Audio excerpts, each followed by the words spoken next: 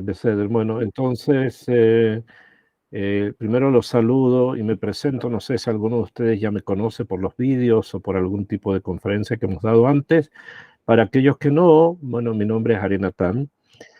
Me parece que todos los que estamos reunidos hoy día son de Chile. No sé si hay personas de otros lugares de Latinoamérica, pero si no, me Efectivamente, de parece Chile. que somos chilenos. Bueno, entonces somos todos chilenos. Yo también soy chileno. Ah, qué bueno.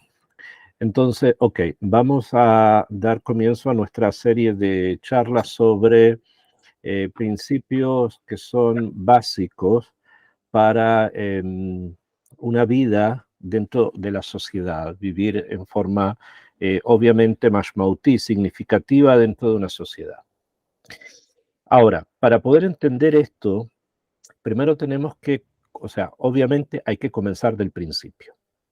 Y para entender realmente lo que un ser humano es, lo que representa el ser humano general, o sea, todos, se necesita conocer precisamente los momentos de su creación. Estamos hablando, obviamente, desde un punto de vista creativo o creacionista, como se le suele denominar, o sea que el hombre, el ser humano fue creado. Yo no voy a entrar ahora a una cantidad de años o a la antigüedad que esto puede representar, porque es menos importante en este momento para nosotros hoy día, probablemente para los historiadores, los antropólogos, los arqueólogos, sea algo importante porque es parte de sus enseñanzas, pero para la vida diaria de cada uno de nosotros, creo que no sé si sea muy relevante si el ser humano comenzó a caminar por esta tierra hace 5.700 años o hace 14 millones. La verdad es que no sé si es tan relevante para la vida diaria de cada uno de nosotros. Sin embargo, hay algo sí que es importante y saber, no importa cuándo ni desde dónde, pero qué es lo que somos, qué es lo que realmente somos. Entonces, en la Torá, o sea, en los libros sagrados que fueron recibidos por el pueblo judío y que Moshe escribe los 5 primeros libros, está relatado cómo el hombre fue creado. Akshav, la creación del hombre está descrita en este libro de una forma en que nosotros vamos a tratar de entender un poco qué es lo que significa esa creación para nosotros, o sea, ahora, en forma práctica, qué significa la forma en que vamos a leer esa creación. En el libro del Génesis, en el capítulo 2, desde más o menos el pasuk del versículo, estamos hablando del capítulo 2, ¿no?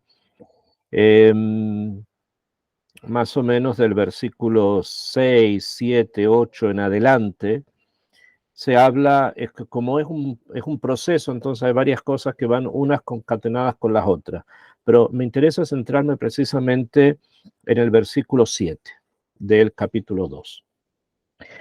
Allí, en Génesis 2, 7, la Torá dice así: Vaitzer Hashem Elohim et ha'adam afar mina adama. Y formó, creó, Hashem, el eterno Dios, al hombre polvo de la tierra, o sea, desde el polvo de la tierra. Y después dice, termina diciendo el mismo versículo, Vaipach beapav nishmat chaim, y sopló en sus narices, o sea, sopló en las narices, alma de vida, y el hombre se transformó, Vaihi Adam lenefesh chaya, y el hombre se transforma en un ser vivo.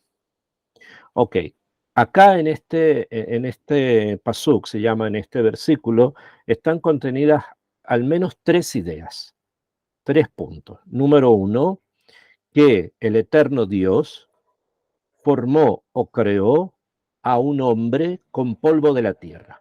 Primera idea. Segunda idea, que sopló en sus narices alma de vida. Tercera idea, que el hombre se transforma a partir de esto que ocurre en un ser vivo. ¿Ok? Son tres ideas: la creación, el soplido y el hombre como un ser vivo. Que esa es finalmente la conclusión del tema del que se está tratando en este versículo. Entonces, estas tres ideas obviamente hay que entenderlas un poco más, ¿okay? O sea, hay que ingresar un poco más en lo que significan. Primero, el hebreo como idioma, este texto está escrito en hebreo y lo que yo hice ahora simplemente les traduje, ¿okay? Pero ustedes pueden encontrar en cualquier Biblia traducida al castellano o cualquier otro idioma estas mismas ideas, las tres presentes en este versículo. Ahora bien, el hebreo no es un idioma como cualquier otro, sino que el hebreo es un idioma que está codificado, o sea, son códigos. Las palabras que están escritas acá son palabras que representan o que tienen contenidos, tienen background, tienen un bagaje por detrás. Por lo tanto, cada una de las palabras escritas en la Biblia, en el Humash, en la Torá, son palabras que, si bien significan algo, pero realmente necesitamos abrirlas para poder entender el mensaje que traen, lo que realmente significan. O sea, no es solamente que cuando dice Adán, hombre, está hablando del ser humano, sí, con toda su complejidad, obviamente, sino que hay algo ahí detrás que es importante abrir para saber realmente qué es lo que somos, y así cada cosa, ¿no? Entonces, acá vamos a tener que tratar de entender las palabras con las cuales esto que llamamos ser humano y que vamos a tratar de entender cómo tenemos que vivir en esta vida con otros seres humanos, surge. Entonces, lo primero que el versículo dice es que el hombre fue formado. Formado, esto quiere decir que no se utiliza aquí, en este versículo, no se utiliza la palabra creación, se utiliza la palabra formación. Esto quiere decir que el concepto particular con el cual se origina el ser humano, no es el término creación, sino que es el término formación. ¿Y cuál es la diferencia de uno en otro? Según el pensamiento de la Torá, la creación es de la nada. O sea, se crea, Hashem, Dios, es capaz de crear de la nada, es todopoderoso y lo puede hacer.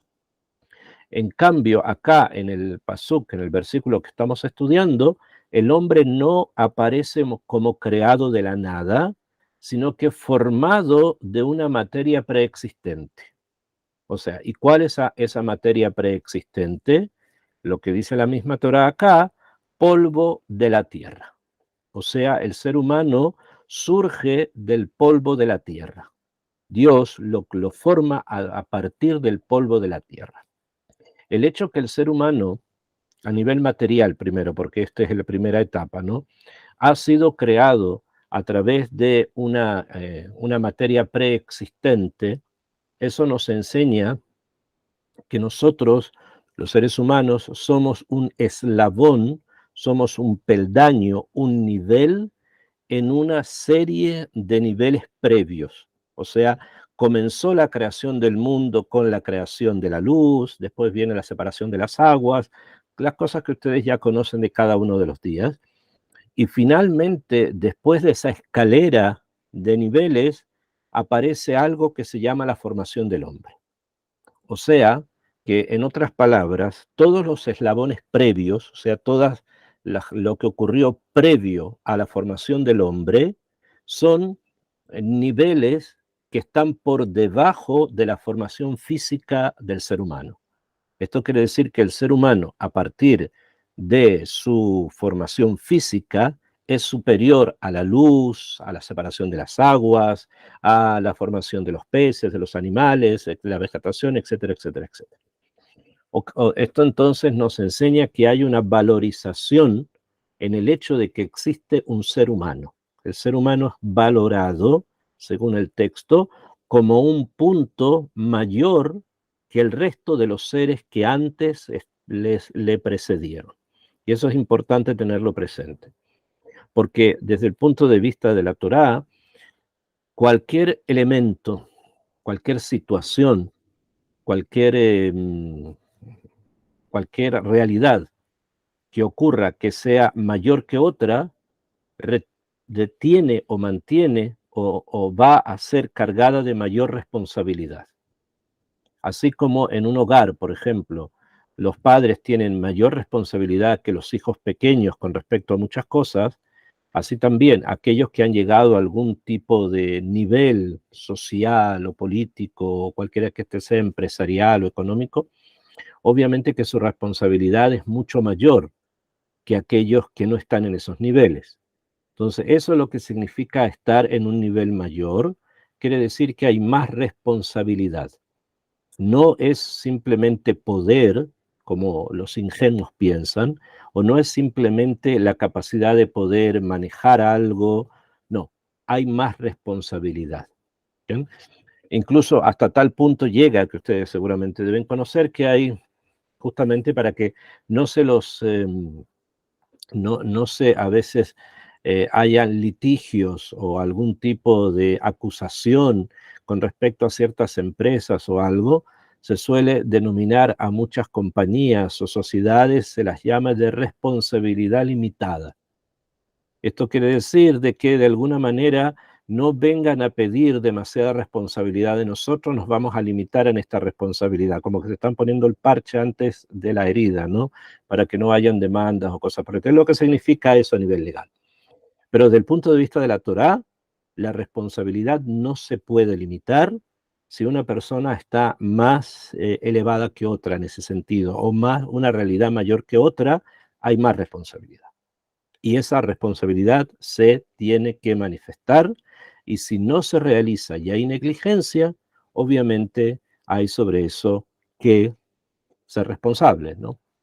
Por lo tanto, este punto que les acabo de decir de que el hombre fue creado a partir de una materia preexistente, que es el polvo de la tierra, nos enseña que el ser humano, incluso solamente a nivel físico, porque todavía no hemos hablado nada del alma ni nada de las partes espirituales, ya tiene una cierta preeminencia, ya tiene un cierto nivel y por lo tanto tiene responsabilidad por ese nivel. Y esa responsabilidad también es física.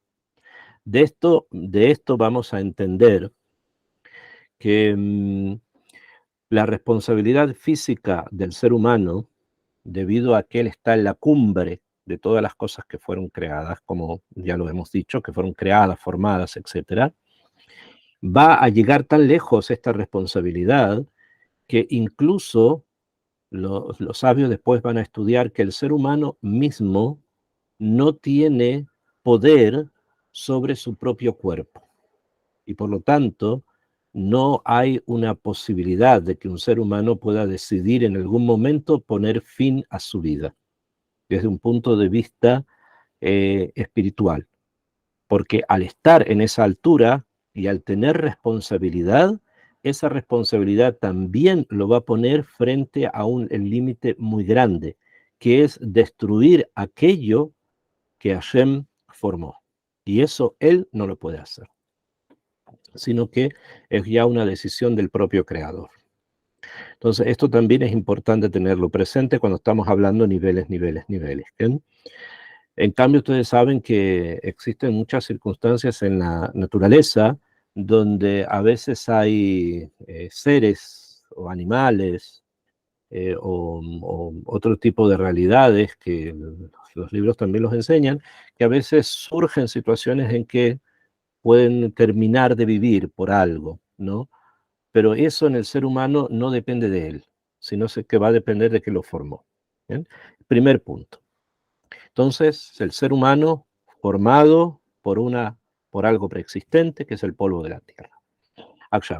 Ahora, en hebreo, humano, ser humano, la palabra que aparece aquí es Adam. Adam. O sea, una A, una D, una A y una M. Adam. Y esta palabra también es un código, obviamente, ¿no? la traducimos como ser humano, pero realmente esta palabra indica un código. Hay ahí algo más profundo. Incluso que todavía no lleguemos a la parte espiritual, pero hay aquí en el ser humano, ya como ser humano, como algo material, ya hay algo importante. Y esto se va a revelar precisamente del hecho que la palabra Adam, hombre, ser humano en hebreo, proviene de la misma raíz de la palabra Adamá, que significa tierra. Por lo tanto, cuando dice acá que el hombre, el Adam, fue formado con polvo de la tierra, quiere decir que el Adam viene de la Adamá. O sea, lo que había antes del Adam era Adamá, tierra, en la tierra. Y de allí se sacó el polvo para formar. Bien, esa es la primera idea que está presente acá. Bueno, ese punto también lo quiero desarrollar un poco. El tema ese de que el ser humano proviene de la tierra. Y esto que obviamente tiene más connotaciones de las que nosotros podemos entender en forma simple.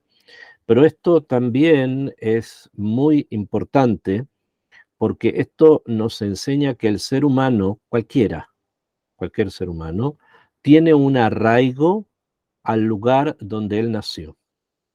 Cualquier ser humano en cualquier lugar del mundo va de alguna manera a sentirse arraigado, sentirse conectado al lugar que le pertenece, al lugar de donde él pertenece. ¿Bien? Esto es algo muy propio de todos los seres humanos y que realmente no se entiende en forma más profunda de dónde viene.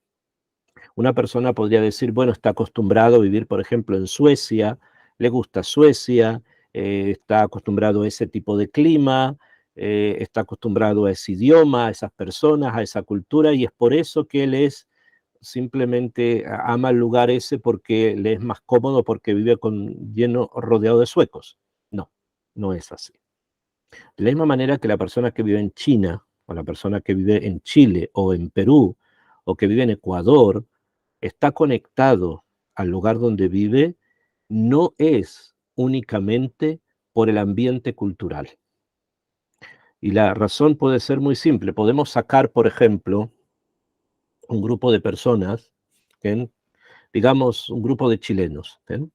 Sacar, no sé, 20 familias, 30 familias de chilenos, y las ponemos en el norte de Suecia, ¿ok? Las ponemos en el norte de Suecia y ellos hablan como chilenos, comen comidas chilenas, hablan en castellano, están allí rodeados solo, por ejemplo, de chilenos y ven chilenos todo el tiempo y están en Chile. No, no están allí, están en otro lado. ¿Por qué si están rodeados de toda la cultura que han conocido siempre? Porque no es por la cultura, eso es un agregado. Hay algo que tiene que ver con la tierra que conecta a la persona con esa tierra. Y eso no es algo tan simple que lo podamos cortar y decir, bueno, lo traslado a otro lado. No funciona así. Y eso con tomé el ejemplo de Chile simplemente, pero podemos tomar cualquier otro ejemplo, sacar a, no sé, a peruanos de su lugar y ponerlos en China o cualquier persona en cualquier lado, se desarrolla una situación distinta. Aunque se acomoden y vivan y sean felices y progresen, etcétera, pero no hay una relación de arraigo con el lugar de donde ellos provienen. Esto, entre paréntesis, fue lo que ocurrió cuando, para aquellos que sepan un poco de historia bíblica, cuando fueron expulsadas las 10 tribus de Israel en la época del primer templo, 10 de las tribus de Israel fueron expulsadas y se perdieron en el mundo. Y el lugar donde vivían quedó desolado. Entonces, ¿qué hizo el rey que expulsó a esas tribus? Trajo personas de otro lugar. Trajo personas de otro lugar a vivir allí en esas tierras. ¿Por qué? Era un rey, este rey se llamaba Sanjerib y tenía esa costumbre. ¿Por qué? Porque de esa manera él mantenía el poder sobre diferentes pueblos, porque el pueblo que está desarraigado, que está fuera de su tierra, en otra tierra, no tiene capacidad de rebelarse, no tiene capacidad de oponerse a él. Entonces lo utilizaba como una especie de estrategia, una especie de estrategia. Akshav. Esto es lo que dice acá. Adam mina Adama, el hombre de la tierra. Adam de Adama. Y esa es una relación no cultural, tampoco nacionalista. No estamos hablando acá de términos superfluos, cosas superfluas, que en cosas de política que van cambiando de un día a otro, de un tiempo a otro. No. Estamos hablando de algo más profundo. Y eso más profundo es algo espiritual, que enseguida también lo vamos a tener que desarrollar. Entonces, todos esos conceptos que les acabo de mencionar están solamente contenidos en el primer mensaje del versículo, que el hombre fue formado con polvo de la tierra, para que vean la riqueza que hay en cada una de las palabras del hebreo, y podemos seguir hablando de esto mucho más. Pero Besrat Hashem lo vamos a ir viendo. Akshav, el segundo mensaje es que este hombre hecho con polvo de la tierra, o sea, Hashem, si vamos a ponernos un poco más tsiurim, o sea, figurativos, para que nos demos la imagen, tomó polvo y tomó agua, hizo barro, vamos a poner la imagen, y con ese barro formó una estatua, una especie de estatua con una figura humana, que en cabeza, manos, pies, etcétera, una estatua. Y esta estatua tenía una nariz, ojos, nariz, boca, oídos, etcétera. Es la imagen que nos da el Tanaj, lo que nos da la Torá. Y en las narices de esa estatua, Hashem sopló en esas narices. La Torá dice, Nishmat Haim, alma de vida. O sea, que el ser humano formado materialmente de una materia preexistente, todo lo que ya vimos, era simplemente una estatua, era simplemente algo inmóvil, que no se movía, estaba allí. Pero ¿qué hace Akadosh Baruj Hu? ¿Qué hace Hashem? Le sopla en las narices, y al soplarle en las narices, tercer punto, el ser humano se transforma en un ente vivo, en un ser vivo. Bueno, voy a referirme un poco al tema del soplido. ¿Okay? Esto que acabamos de decir es que, o sea, está expresado en términos como de un cuento, ¿no? Para que podamos entender de lo que se está hablando, pero esto quiere decir que sobre este ente preexistente, que era el polvo, del cual surge la materia, la parte material del ser humano, Hashem, Akadosh Baruj Hu, o sea, Dios puso dentro de él, de este objeto, un alma. O sea, esto de que sopló quiere decir que es el alma la que ingresa. O sea, en otras palabras, el alma, o sea, la parte espiritual nuestra, esta viene no de algo preexistente, no viene del mundo que rodeaba a esta estatua tirada ahí en el suelo, sino que esto proviene de Hashem, proviene de Dios. Esto quiere decir entonces que todo el mundo espiritual, de alguna manera, está conectado precisamente a una naturaleza sobrenatural. Todo lo que nosotros conocemos a nivel espiritual, cualquiera que sea lo que queramos hablar a estos niveles, de todo tipo, siempre ahí hay algo divino, siempre allí hay algo que va más allá de lo natural. Voy a referirme, por ejemplo, al amor filial que tienen los padres por sus hijos. Normalmente, estamos hablando de personas normales, obviamente, los padres aman a sus hijos. La madre estuvo embarazada, los dio a luz, el padre trabaja, mantiene, los ama, gusta estar con ellos, salen de paseo, se vive una vida familiar normal, ¿no? Simplemente. Y eso crea un amor filial, o sea, un sentimiento de pertenencia a esa persona y de esa persona a ti. Y eso es lo normal, porque de esa manera los niños van creciendo seguros de que están en un mundo donde todos, para un niño pequeño, todos son solamente sus padres, ¿no? Los aman.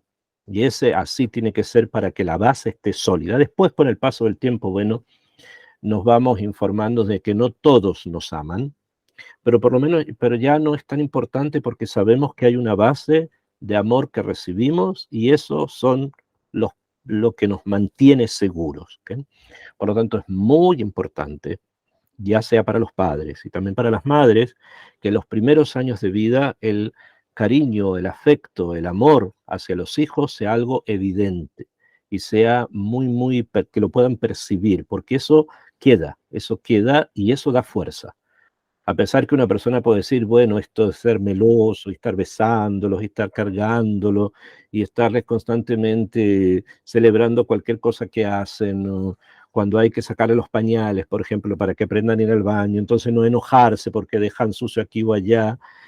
Alguien puede decir, bueno, nos está acostumbrando a que sean personas débiles, timoratas, así que actúen solamente al cariño, pero no, no es así. Dafka lo contrario, los está fortaleciendo, porque va a llegar un momento en que ya no le van a reír cualquier gracia y no van a soportar que ensucie. Entonces, eso es lo que va fortaleciendo a esta persona en el futuro. Y eso es importante tenerlo presente. Akshab, en este proceso que entra, por ejemplo, hablamos del amor filial, y uno simplemente podemos pensar, bueno, la familia es así, mis padres me quieren, yo quiero a mis papás, mis hermanos, etc. Vivimos una vida familiar rica. Esto no es solamente humano.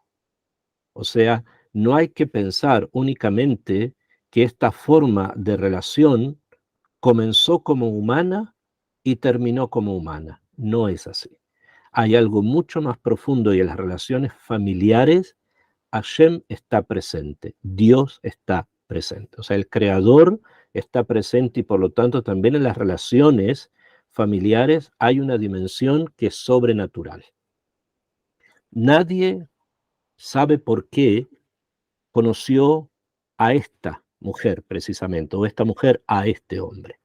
Nosotros podemos ver causas, sí, la universidad, la escuela, aquí, allá, fue bueno, pero en esa universidad, en esa escuela o en esa fiesta habían otras 20 o otros 20 y en este lugar habían otros tantos. ¿Por qué precisamente en esta te fijaste? ¿Por qué con esta hablaste o con este saliste, etcétera? Eso no es completamente una decisión nuestra, hay algo más. Nosotros podemos negarnos y puede ser que se nos presente algo y nosotros lo dejemos de lado. Puede ser, porque hacemos nuestros cálculos y a veces no nos parece, como cuando a una persona le ofrecen un trabajo, hace sus cálculos, está bien, ¿no? Lo deja porque no le agradó. Es posible. Pero de todas maneras el encuentro y con esta persona y no con otra, eso es algo más profundo que simplemente una decisión simple. Hay algo más ahí detrás. ¿Okay?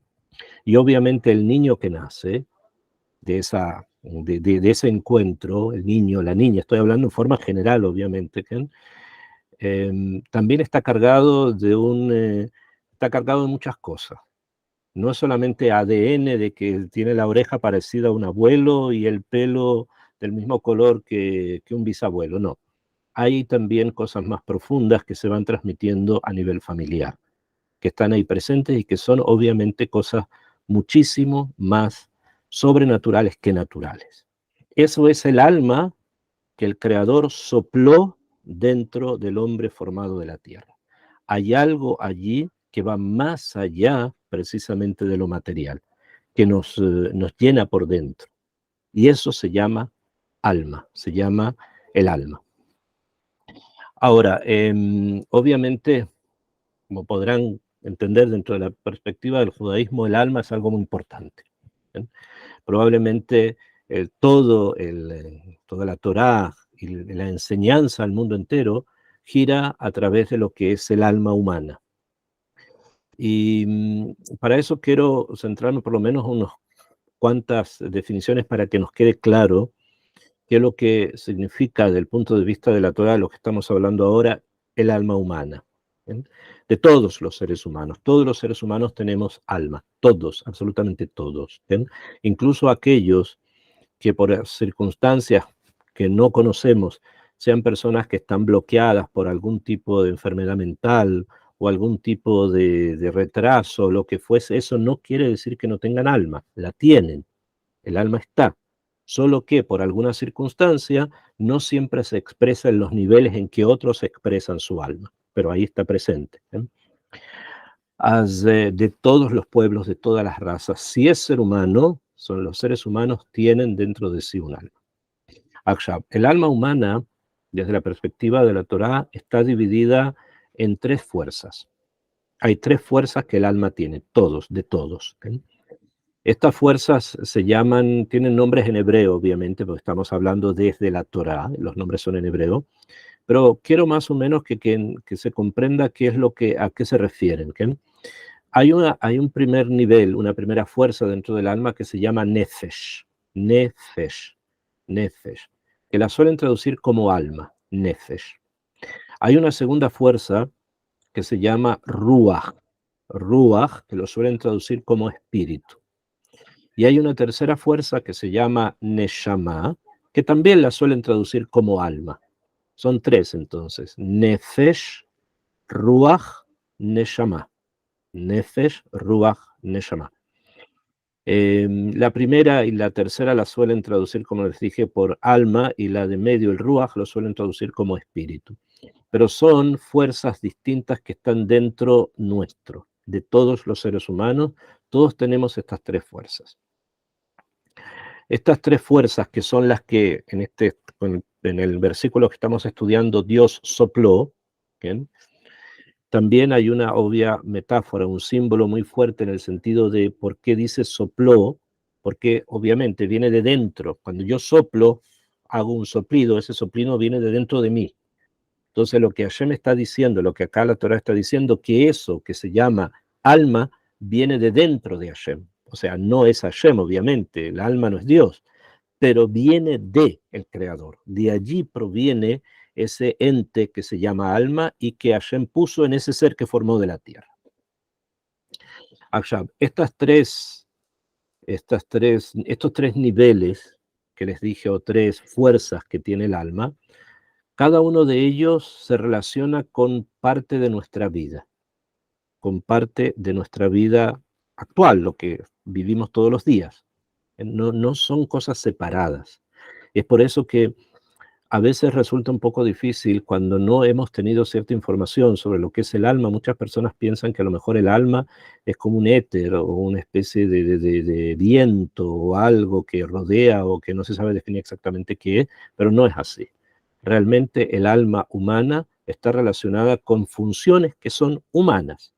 Y es así que el nivel que llamé Nefesh, que lo suelen traducir con alma, es el nivel espiritual paralelo a toda nuestra actividad fisiológica. O sea, todo lo que tiene que ver con la actividad física del cuerpo. Cuando tenemos hambre, cuando tenemos frío, cuando tenemos calor, cuando escuchamos, cuando hablamos, como vamos a ver ahora, se está activando no solamente el cuerpo, sino que también se está activando una parte de mi alma, una fuerza de mi alma que se llama Nefesh. Y que todo el tiempo que está allí, esas actividades se pueden realizar. ¿Bien? Y por eso es, como les dije, es algo actual, está ahí, está presente. Yo escucho algo, entonces es el Nefesh el que también está escuchando. Yo como, yo huelo, veo, camino, abrazo, etc. Es una fuerza dentro de mí que también se está activando. Obviamente que cuando las acciones son positivas, entonces esa fuerza interior está enriqueciéndose. Pero si las acciones son tóxicas o negativas de cualquier tipo, entonces esa fuerza se va disminuyendo, se va como debilitando y va como bajando, entre comillas. Se mantiene siempre, pero como que está débil. Después, todo lo que tiene que ver con el pensamiento, o sea, con el estudio de cualquier cosa, con pensar, con reflexionar, con pensar en alguien, dejar de pensar en él, con los sentimientos, todo eso está relacionado con el ruaj, lo que llamamos espíritu. Y otra vez, cuando mis pensamientos son positivos, pienso en forma positiva de las personas, las admiro, las escucho, las respeto, etc., esa fuerza mía que se llama Ruach está creciendo, se amplía y hace que haga más cosas, que piense más cosas positivas. Pero cuando la persona se llena de sentimientos de odio, rencor, envidia, etcétera, etcétera, etcétera, esa parte, que es el espíritu, se debilita. Y cuando se debilita, entonces la persona vuelve a caer más y más y más en todos esos sentimientos de rencor, de envidia, de odio, etcétera, etcétera. Y finalmente está la tercera fuerza que llamamos Neshama, que la Neshama tiene que ver con la relación que tenemos con Hashem, porque hasta el momento hablé de lo fisiológico, el cuerpo actúa bien, mal, Nefesh. El pensamiento, pensó bien, odió, Ruach. Pero hay otro punto dentro de la vida espiritual que se llama Neshama y que tiene que ver con la relación con Hashem, o sea, la relación con el Creador. ¿Esto qué quiere decir? Que hay algo dentro de mí, de cada uno de nosotros, que va a tener una importancia, o sea, per se va a crecer, va a aumentar, va a ser cada vez más potente en la medida en que mi relación con el Creador aumenta. Pero si esto no es así, o sea, si las personas no están de alguna manera conectadas con el Creador del mundo, hay una parte espiritual dentro de ellos que no se desarrolla suficientemente, que se debilita, como dije, con los demás. Esto nos indica además que Akadosh Baruj Hu puso dentro de nosotros algo como una especie de camino, como una especie de puerta para que lo podamos encontrar a Él. Porque si no, ¿cómo lo encontraríamos? Hay algo dentro nuestro que es una puerta, un camino justamente para poder encontrar a Hashem. Y eso está dentro de este soplido. Cuando Él sopla a Adán este alma de vida, como dice la Torá, es que puso también dentro del ser humano un camino, una puerta, que a través de ella, si la persona quiere, porque hay libre albedrío, la persona quiere puede encontrar a Hashem. Que ese es, digamos, el segundo punto del mensaje que tiene este paso, que tiene este versículo. Y finalmente pasamos al tercer mensaje, que es ya el mensaje social, o sea, la forma en que nos tenemos que convivir unos con otros. Dice el versículo, dice, y el hombre se transformó en un alma viva, o en un ser vivo, así lo suelen traducir, que es un ser vivo o alma viva. Sin embargo, nuestros sabios, ya les dije, estamos hablando del hebreo, por lo tanto el hebreo son códigos que hay que abrir, que hay que empezar a indagar qué es lo que las palabras quieren decir. Los sabios judíos han dicho que lo que está expresado acá es que el ser humano se transformó, después de que recibir el soplido, en un ente, en un ser que habla, en una persona que habla, en un ser que habla. O sea, el final de todos estos mensajes que acabamos de leer, acabamos de escuchar, es que somos seres parlantes, somos seres que hablamos. O sea, y obviamente las personas pueden hablar consigo mismos, eso es verdad, pero lo más importante es hablar con los demás. Entonces, esto quiere decir que la creación del hombre no radica únicamente en la creación de un solo ser que quede dentro de sí, para sí, en sí, sino que hay un punto que es la comunicación, que es la finalidad, como estamos viendo acá, de la propia formación del ser humano. O sea, el ser humano fue formado para que se comunique, para que hable. Esta es la forma en que existe esa formación de los seres humanos, para que nos comuniquemos y para que hablemos. Y por lo tanto, este es el punto de partida para toda sociedad, para toda relación, es justamente a través de qué? De la palabra. Esto que estoy leyendo de la Torá va a ser cada vez más evidente. Y mucho tiempo después, ustedes ya conocen que el pueblo judío recibe la Torá. La Torá en el monte Sinaí recibieron los 10 mandamientos, en 10 mandamientos. Sin embargo, en la traducción no es exacta. En la Torá no dice 10 mandamientos, sino que dice 10 expresiones, lo que nosotros llamamos en hebreo aseret a dibrot, 10 hablas. O sea, Hashem habló 10 cosas, y que esas cosas fueron las que recibimos. O sea, es muy evidente entonces que lo que recibimos fueron expresiones, cosas que Hashem dijo, habló esto y habló esto y habló esto y habló esto.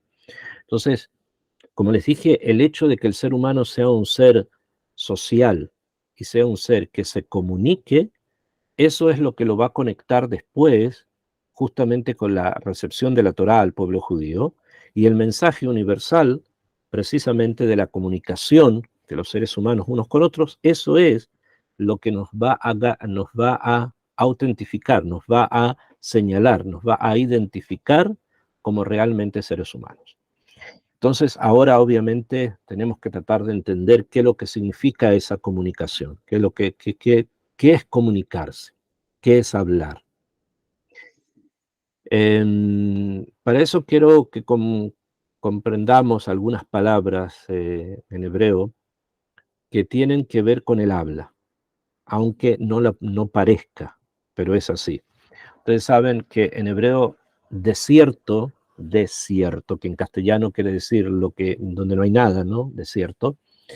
En hebreo se dice midbar, como el midbar Sinai, midbar Yehudá. Midbar es desierto, que viene de la palabra dabar, que significa hablar. O sea que midbar, desierto, es el lugar donde alguien habla. Y es el mejor lugar donde se puede hablar, porque como no es un lugar habitado, que es desierto finalmente, no es como la ciudad. Cuando ustedes están en una ciudad, hablar en una ciudad es un esfuerzo, ¿bien? Porque hay mucho ruido, hay mucha gente, mucho ruido. El desierto es un lugar silente, donde hay silencio y por lo tanto se puede hablar. Esto es lo que hace que ese lugar se llame desierto y justamente en ese desierto, que es el desierto del Sinaí, fue donde el pueblo judío recibe la Torá, recibe los mandamientos, porque es el lugar donde se puede hablar. Entonces, hay acá un punto que quiero también tomarlo como base para todo lo que vamos a ir estudiando en estas clases, que tiene que ver con lo siguiente. Dijimos, el ser humano es creado para ser un ser comunicante, que se comunique, que hable, etcétera, etcétera. Por otro lado, acabamos de hablar de un lugar donde está silencioso, y que es el lugar propio para hablar. Entonces, lo que nos enseñan con esto es que si realmente nosotros queremos comunicarnos, y Hashem así lo quiso hacer, Dios lo quiso hacer con el pueblo judío a través de los mandamientos, si nos queremos comunicar, tenemos que buscar precisamente los lugares donde esa comunicación sea muchísimo más efectiva. Y por lo tanto, y esto quiero también, podemos dar muchos ejemplos, ¿no? Pero cuando hay mucho ruido alrededor, la comunicación no es tan efectiva, no es siempre tan útil. Ahora, los ruidos de alrededor no solamente son ruidos materiales. A veces la propia persona que está escuchando o que está hablando tiene mucho ruido interno. Tiene algo dentro de él que le hace demasiado ruido, entonces no logra escuchar o captar a la persona con la que está hablando, porque simplemente él dentro de sí tiene mucho ruido. O afuj, si yo quiero hablar con alguien y tengo demasiado ruido interno me refiero a que la persona no está tan estabilizada, no sabe exactamente qué es lo que quiere decir, qué es lo que quiere hablar, de dónde está parado, está como medio confuso. Entonces también la comunicación en ese momento no es una comunicación muy útil. Es por eso que es muy, pero muy importante, y estos psukim nos los quieren enseñar, que si queremos realmente transformarnos en seres humanos, como fue el proyecto de la creación, y esos seres humanos se comunican, tratemos también de encontrar ese silencio donde podamos realmente traspasar la comunicación. Voy a dar algunos ejemplos para entender de qué estoy hablando, para poderlo aterrizar más. Digamos que vamos a tomar cualquier situación, una situación de pareja, una situación de dos personas que están en relación de pareja y que necesitan hablar sus cosas, necesitan decirse cosas uno a otro. Sin embargo, muchas veces ocurre que no hay una capacidad de parte de uno o de otro de poder entender cómo esa comunicación tiene que darse. Por ejemplo, normalmente, esto no quiere decir que no haya excepciones, pero normalmente los hombres tenemos una capacidad, entre comillas, de olvidar fácilmente los detalles, mientras que las mujeres tienen una capacidad, entre comillas, fácil de poder recordar detalles. Entonces, a veces surge, y esto es muy conocido por las personas que aconsejan, por ejemplo, parejas, que viene una pareja y suele la esposa o la mujer de esta pareja decir, hace 2 semanas a las 10:30 de la mañana, cuando mi marido estaba vestido con una camisa blanca con 2 botones de color negro, él me dijo esto. Entonces le preguntan al marido, ¿fue así? Y el marido dice, día, martes, la mañana, 10:30, camisa, botones negros, no se acordaba de nada. En cambio, ella sí. Las mujeres tienen esa capacidad de poder bajar a los detalles. Se puede educar eso y también los hombres lo pueden adquirir, pero hay que ser muy observador. Entonces, cuando ocurre eso, estamos ante una comunicación que realmente no es efectiva, porque no hay una forma de poder conocer cómo el otro actúa o cómo el otro se comunica. Entonces, hay que saber, por ejemplo, cosas mínimas, que hay personas, y generalmente las mujeres son así, y es muy bueno que sea así, ¿ven? Muy, muy bueno que sea así, porque justamente los detalles son los que construyen todo, ¿no? Pero también es muy bueno, y las mujeres tienen que saberlo, que es recomendable ciertos detalles que no sean parte de un recuerdo, porque realmente no son necesarios.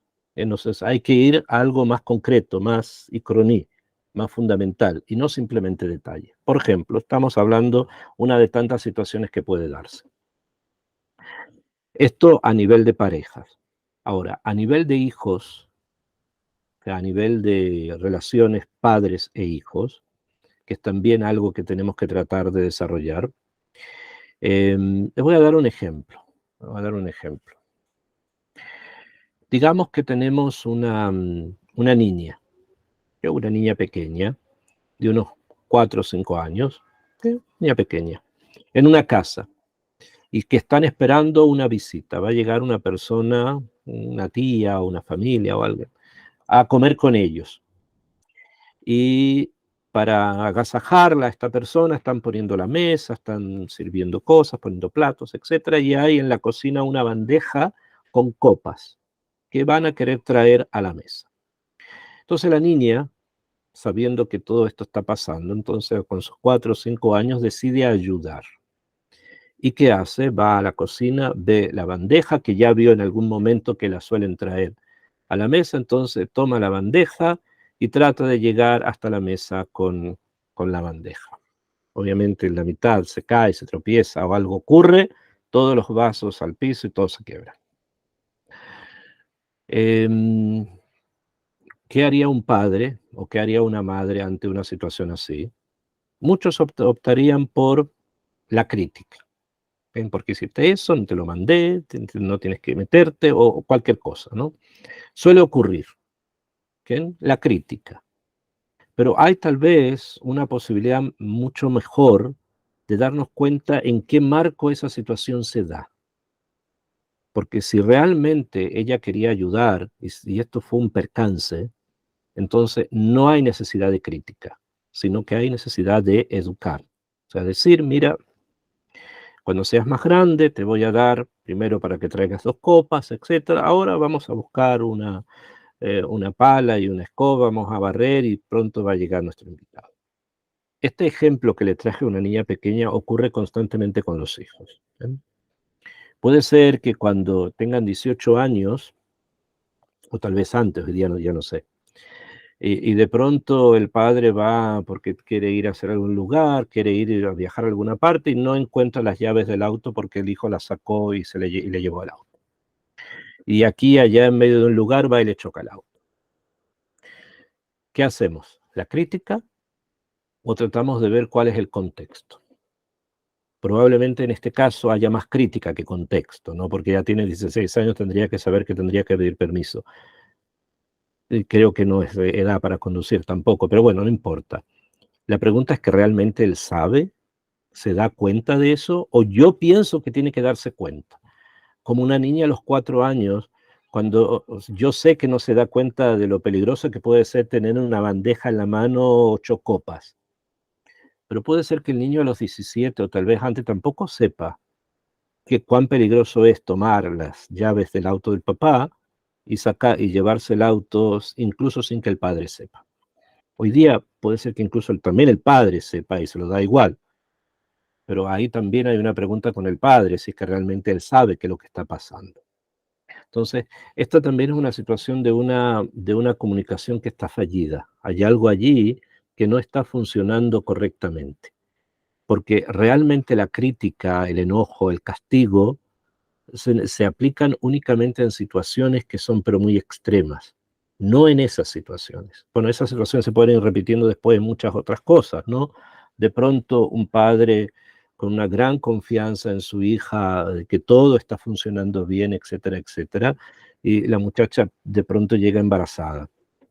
Otra vez la crítica, esto, o podemos sentarnos a pensar que realmente puede ser que ni siquiera supo de qué se trataba, que supo lo que pasaba, pero muchas veces saber lo que ocurre no quiere decir que saber cuáles son las consecuencias para el futuro de todo eso. Bien, y así cada cosa y cosa. Bueno, estos puntos en las relaciones de la comunicación, si queremos realmente enfrentar todas estas cosas, tenemos que aprender a comunicarnos. Y estos ejemplos que les traje, podemos traer cientos de ejemplos, son simplemente para que entendamos que muchas veces nuestra comunicación no es correcta. Y en la medida que nuestra comunicación no sea correcta, no estamos llegando a ser realmente lo que debemos ser. Un alma que vive, como dice el pasuk, o sea, un ser que realmente hable. Pero para eso se necesita el silencio, la tranquilidad, el pensar y obviamente el educarse. Tratar de entender realmente qué es lo que está pasando, especialmente en las relaciones de familia, especialmente en las relaciones ya sea con la pareja, es un ejemplo que di, pero hay muchos más, y las relaciones con los hijos. Porque sin una familia fuerte, sin que haya una familia que esté firme, es muy difícil poder tratar de construir una sociedad que tenga valores. Porque si la familia no hay comunicación, que es lo netamente humano, entonces va a ser muy difícil tratar de construir algo social mayor. No es imposible, porque finalmente el libre albedrío y aquel que no quiere estar dentro de un programa, dentro de un proyecto, finalmente se aleja del proyecto. O sea, nosotros no podemos obligarlos a todos. ¿Ven? Y si hay un hijo, o si hay una hija, o si hay un pariente o alguien que no quiere ser parte del proyecto, no podemos hacer nada. O sea, simplemente esto es algo que tiene que ser voluntario. Una sociedad con valores es algo obviamente voluntario. No se, no puede ser algo obligatorio, porque si no, no hay comunicación, es simplemente un ruido, no es realmente comunicación. Entonces, quedan 5 minutos, quiero dejarles para que pregunten si